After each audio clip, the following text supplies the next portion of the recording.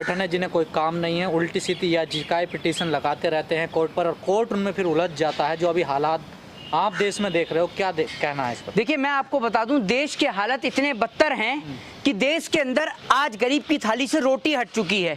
और ये बात हमने आपसे जब उत्तर प्रदेश का चुनाव हुआ था तभी हमने ये बात अपनी टीवी चैनल की डिबेट में कही थी कि देश की स्थिति वो होने वाली है कि लोग रोटी रोटी को मोहताज होंगे। मैं आज आपके चैनल के माध्यम से आपको बताने वाला हूं कि उत्तर प्रदेश के अंदर इस बार जिन लोगों को राशन मिला है वो राशन मिला है, अगली बार से राशन में चावल मिला करेगा, गेहूं मिलना बंद हो जाएगा।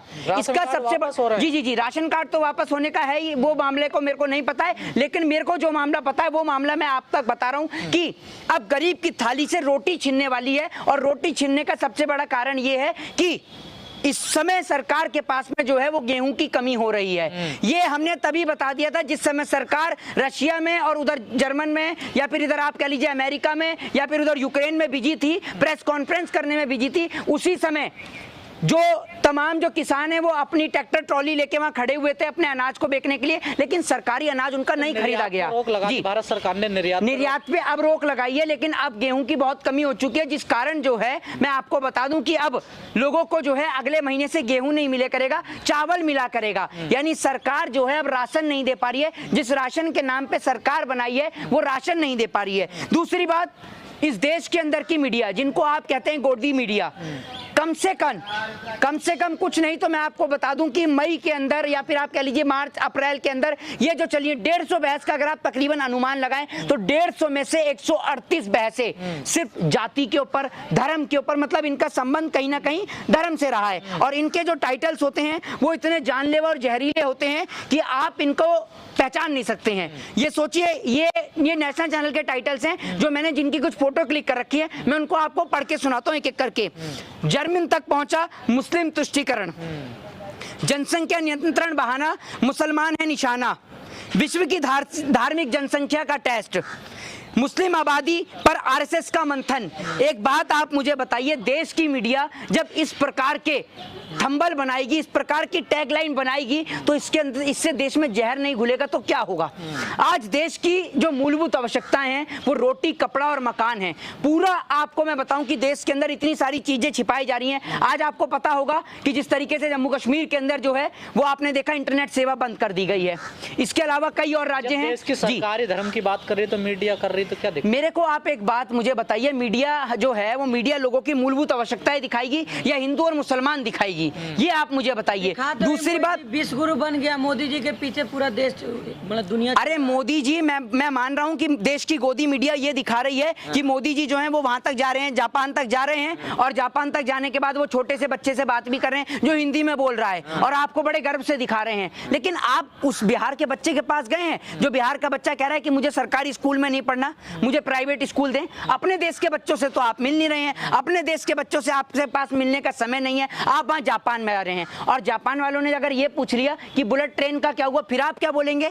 तो आप ये बोलेंगे क्या कि मैंने तो देश की जनता को पैसेंजर ट्रेन में चलने के लायक नहीं छोड़ा, तो बुलेट ट्रेन की अब ये लोग कहां से बात करेंगे? तो देश की स्थिति आज इतनी खराब है कि मंदिर और मस्जिद के चलते ये देश जो है ये तबाही के रास्ते पर चल रहा है। आज देश की स्थिति बेहद खराब हो चुकी है और भारत देश के अंदर जल्द ही श्रीलंका जैसे हालात देखने को मिल सकते हैं, क्योंकि इस देश के अंदर कभी कोयले की कमी हो जाती है, कोयले का संकट हो जाता है, कभी देश में पेट्रोल की कमी बताई जाती है, कभी इस देश के अंदर आज गेहूं नहीं मिल रहा है। 5 ट्रिलियन इकोनॉमी हो गया है। संबित पात्रा से ये पूछिए कि वो 5 ट्रिलियन की इकोनॉमी अपनी जेब के अंदर ना बत्ती बना के कागज पे लिखकर अपनी जेब में डाल लें। उनका क्या है, उसको ओएमजीसी के अंदर पोस्ट मिल गई है। और नरेंद्र मोदी जी तो इतना झूठ बोलते हैं। नरेंद्र मोदी जी का आपने स्टेटमेंट सुना होगा, मोदी जी ने क्या बोला है? मोदी जी ने बोला है कि परिवारवाद नहीं चलेगा, सबका साथ और सबका विकास चलेगा। तो देश के जो गृह मंत्री हैं उनका बेटा जो जैसा है उसको हटा दो बीसीसीआई के अंदर से, आप राजनाथ सिंह के बेटे को हटा दो आप एमएलए की पोस्ट से। ये भी तो भाई इनके भी तो बच्चे बने हुए हैं, बताइए ना आप मुझे। और दूसरी बात, सारे हिंदू धर्म का ठेका क्या हम लोगों ने ले लिया है?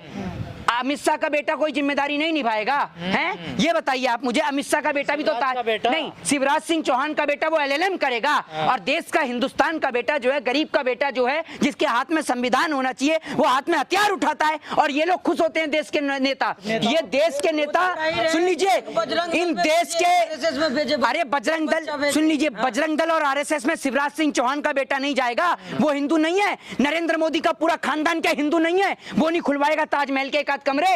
शिवराज सिंह चौहान का बेटा खुलवाए ताजमहल के 2-3 कमरे? जैसा BCCI में क्यों बैठता है? क्रिकेट मैच में बहुत टांग पे टांग धर के बैठ रहा है, वहां जाए और ज्ञान वापी मस्जिद का मसला हल करवाए? चढ़े ना। इनके बच्चे क्यों नहीं जाते हैं? इनके बच्चे क्यों दूर हैं इन मामलों से? क्या गरीब का बेटा मरने के लिए बनाए? क्या गरीब को हक नहीं है कि उसका बेटा भी अब जो है वो नेता बने, मंत्री बने, डॉक्टर बने, इंजीनियर बने, साइंटिस्ट बने? या फिर इस देश के अंदर गरीब का बच्चा सिर्फ इनके लिए लड़ाई लड़ने के लिए बनाए? गरीबों के साथ ये नेता निश्चित तौर पर धोखा कर रहे हैं इस देश के अंदर। निश्चित तौर पर धोखा हो रहा है। कहां धोखा नहीं हुआ इस देश के अंदर? जिसे बेटे विदेशों में, मेरी बात आप मुझे ये बताइए, इस देश का हिंदू भी जो हिंदुओं की बात करते हैं कि हिंदुओं की सरकार चल रही है, हिंदुओं की सरकार चल रही है, अरे कौन से हिंदू की सरकार चल रही है ये बता दीजिए आप मुझे।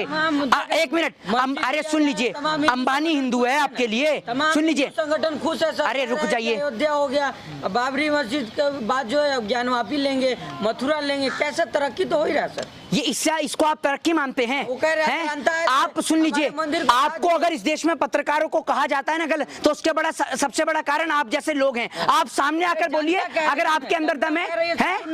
अरे जनता कह रही है, जनता तो ये भी कह रही है कि रोटी दे दो जाकर, अपने घर से दे देंगे आप रोटी लाकर। आप मूलभूत मुद्दों से मत भटकाइए। आप जैसे कई पत्रकार आते हैं और कई जाते हैं। आप जैसे कई पत्रकारों की सड़क छाप डिबेटें मैंने देखी हैं और उन्हीं के मैं भी डाटा बता रहा था। लेकिन मैं आपको मुद्दा यही बताना चाह रहा हूँ कि जनता जो है, सुन लीजिए, जनता हर चीज से निपट सकती है, जनता हर चीज से निपट सकती है, लेकिन 8 से 9 बजे की जो डिबेट चलती है ना, इससे निपटना मुश्किल हो जाता है। 8 से 9 बजे की डिबेट के दौरान अगर ये पाकिस्तान पे डिबेट चला दें तो ऐसा लगेगा कि आतंकवादी आपके घर के बाहर ही खड़ा है और गेट खोल दिया तो आतंकवादी घर के अंदर दस्तक दे देंगे। इस प्रकार का मेमोरेंडम चलाती हैं। धर्म को लेकर, पूरा धर्म को लेकर चलाएंगी 8 से 9 बजे की डिबेट, तो ऐसे चलाएंगे और नीचे लिखती हैं बड़े पैमाने पर धर्म खतरा है। बिल्कुल, धर्म गुरु नीचे लिखेंगे, धर्म गुरु।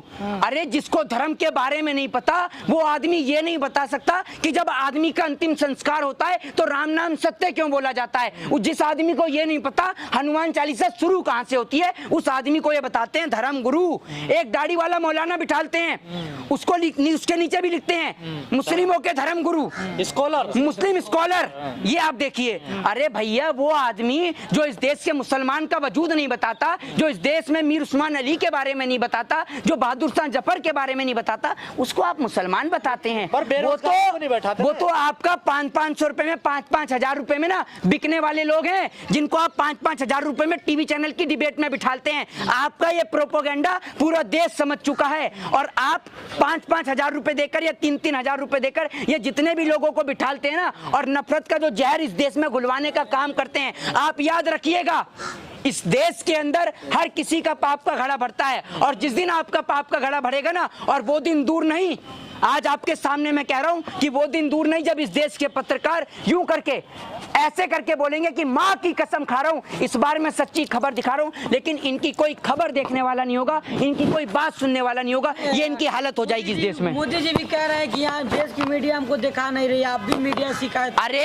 अगर सुन लीजिए, अगर देश की मीडिया नरेंद्र मोदी जी को नहीं दिखा रही है तो इस बात की शिकायत नरेंद्र मोदी जी देश की जनता से क्यों कर रहे हैं? इस बात की शिकायत वो अपनी पार्टी के राज्यसभा सांसद सुभाष चंद्रा से करें, जो जी न्यूज के मालिक बन के बैठे हैं। अरे भैया, जी न्यूज आपको इतना तो दिखा रहा है कि मोदी जी आम काट के खाते हैं या चूस के खाते हैं। जी न्यूज इतना दिखा रहा है कि मोदी जी जेब में बटुआ रखते हैं या नहीं रखते हैं। जी न्यूज इतना दिखा रहा है कि मोदी जी, एक बार मैंने बोला एलेक्सा प्ले द सॉन्ग साजन जी घर आए, लेकिन एलेक्सा बोलती है आएंगे तो मोदी जी। अब क्या जी न्यूज ये दिखाए कि मोदी जी सुबह 5 बजे उठ के शौचालय में जाते हैं, मोदी जी 6 बजे स्नान करते हैं, ये दिखाए दिखाए तब आप मानेंगे कि मीडिया आपको दिखा रही है। किस प्रकार की भाषा का, आप किस प्रकार के शब्दों का प्रयोग करते हैं जिनों का कोई न तर्क होता है न तथ्य होता है।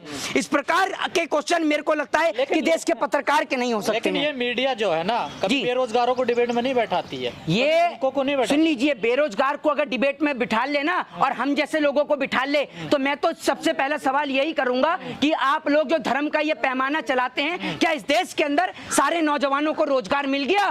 क्या देश का हर एक नागरिक आज रोटी खाता है 2 वक्त की?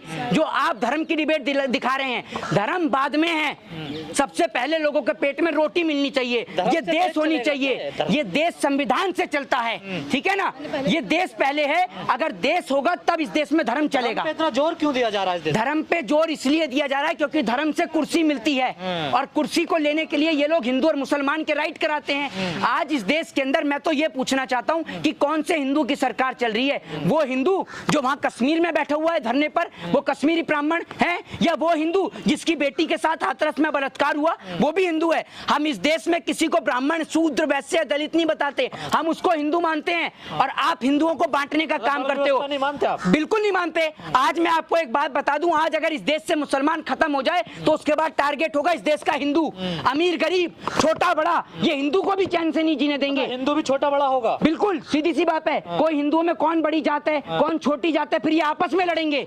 ये भारतीय जनता पार्टी इस देश के लिए सबसे बड़ा खतरा है। संविधान लाओ, देश बचाओ। जय हिंद, जय भारत, वंदे मातरम।